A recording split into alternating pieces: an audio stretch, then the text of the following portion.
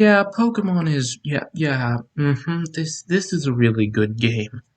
So earlier today they revealed Pokemon Legends Arceus, which is a mainline game.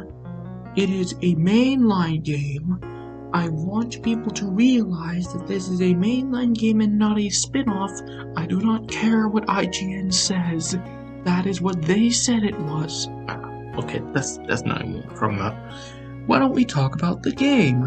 The game looks god. It looks so good. Alright, let's get the negative out of the way. This looks unpolished. This does not look polished at all. It just doesn't look good visually. But I'm fine with this, considering how it's literally over a year until the game comes out. I'm pretty sure that they'll at least fix the frame rate problems before the game is released. But other than that, the concept of a truly open world Pokemon game sounds really good. I do not expect this to be basically the Breath of the Wild moment, where it redefines all of the games around it, but it's obviously aiming for smaller heights where it's just gonna reinvent Pokemon, but from what we see here, the game looks really interesting. Let's look at this one by one. So, this game takes place in Sinnoh, but in like the past, which, considering the open fieldy, open world Breath of the Wild type stuff they're going for, seems to make a lot of sense. Like, they're obviously gonna test it out with something more wilderness based than something that is more industrial like a mainline Gen 9 game. Speaking of which, this comes out the year that Gen 9 would have come out. I do not know if this is meant to be basically meaning, I don't know if this is meant to replace Generation 9 for the time being, or if we're going to wait a little longer for Generation 9 and they're going to use this base. I sure hope they do. But this looks really good. This is an interesting idea. Real-time Pokeball throwing was interesting. They have a dodge roll, which... Okay, let me explain this. So, this wasn't revealed directly in the trailer, but, as it turns out, the battles in this game are not completely turn-based. They mentioned action RPG, and what they mean by this is that through details through leaks and on the website, it's using it basically the Final Fantasy Remake ATB system. Basically that means that it's technically real time, but there are turn-based elements in there. But the reason why there's a dodge roll is that if you don't have any Pokemon, then the Pokemon will start attacking you, the trainer, and a battle will end if the trainer dies, which, Jesus, I never expected that. Like, imagine this is basically a Pokemon game where you can actually die, and that's very funny. Like, I'm pretty sure Nuzlocke for this game would change it so that way if you would just die once, then it's like that instead of if you lose all your Pokemon. We're not talking about that though, at least yet. The starters. It was certainly an interesting decision to make it 3 non-Sinnoh previous starters, but it's fine. I like Rowlet, I like Cyndaquil, Oshawott is decent. Like, I don't hate any of them, but yeah, like this looks really neat. I keep saying that, but that's just Jesus. The UI in this game looks so interesting. Like, you know how, like, RPGs are trying to be, like, experimental and, like, separate themselves with how their UIs are? Like, Persona 5, for example, has its own unique UI. This one seems to use, ancient Japanese paintings as its sort of aesthetic in both its art style and its UI, and that just sounds really good. I really like that idea. Another thing that I think is pretty unique about this game is that, technically speaking, your goal is not to become champion. Your goal here is basically to complete the Pokédex. And considering how Arceus is on the cover, I think that Arceus is going to play a role in the story.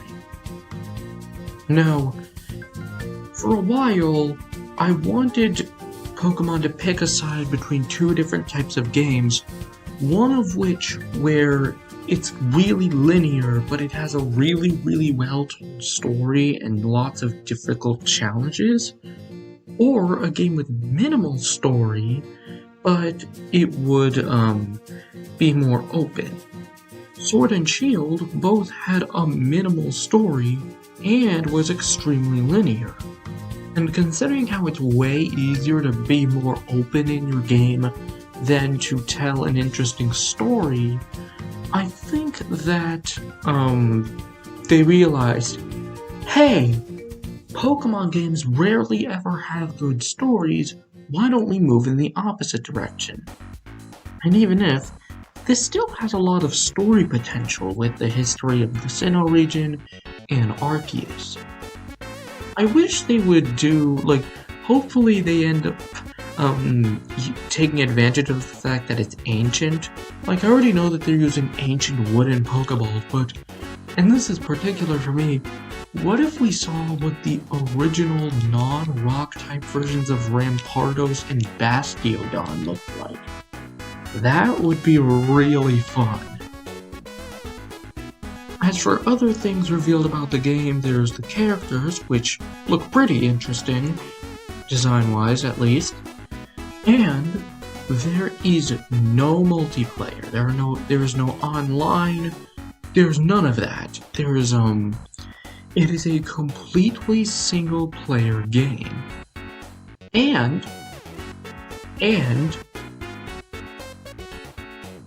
the thing is that since they basically put this right next to the Diamond and Pearl remakes, which maybe I'll talk about. Maybe I'll talk about it at some point. Maybe if I play it at E3, I'll talk about it. But I think that they're going to be separating their Pokemon games into more competitively focused and more lore-wise and like RPG focused. And if they do that, if they cool it on the dual versions, then I think that this will be a real, easy. For Generation 9, make one version open world and similar to Legends, and another one similar to previous Pokemon games, and make it more focused on multiplayer. It's, make the versions different. It's so neat. The idea is right there. Right there.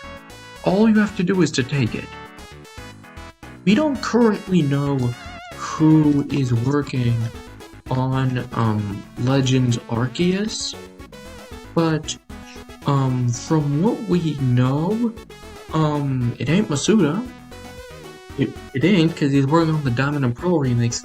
Speaking of which, the Diamond and Pearl remakes are not being done by Game Freak, but Game Freak is doing this. So, yeah, it seems like, from what I can tell, it's very, there's a video made by Lutu on who could make this game, and it would be pretty neat. if it was, like, seriously, take a drink every time I say it looks really good or looks really neat, because that's my opinion. That's my opinion on this game.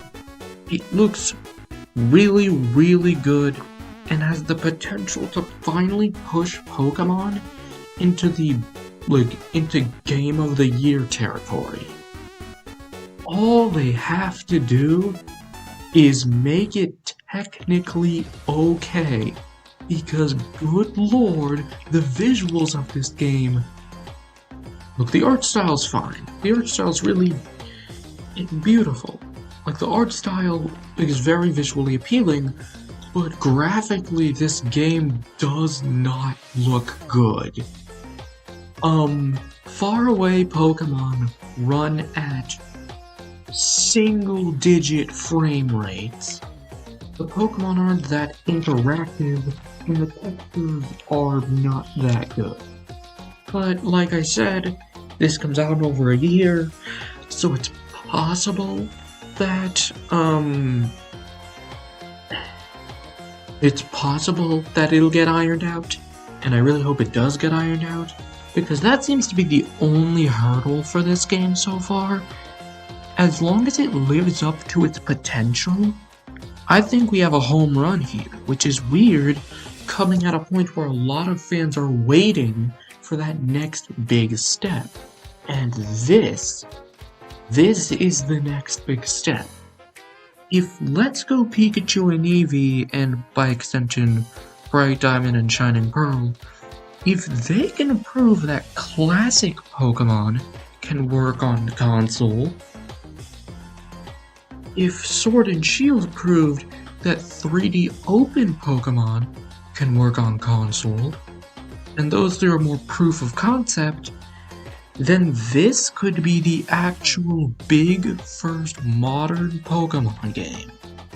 And I gotta say, Game Freak, director who I don't know their name because they didn't reveal themselves, I ask you, please, for the love of God, do not fuck this up.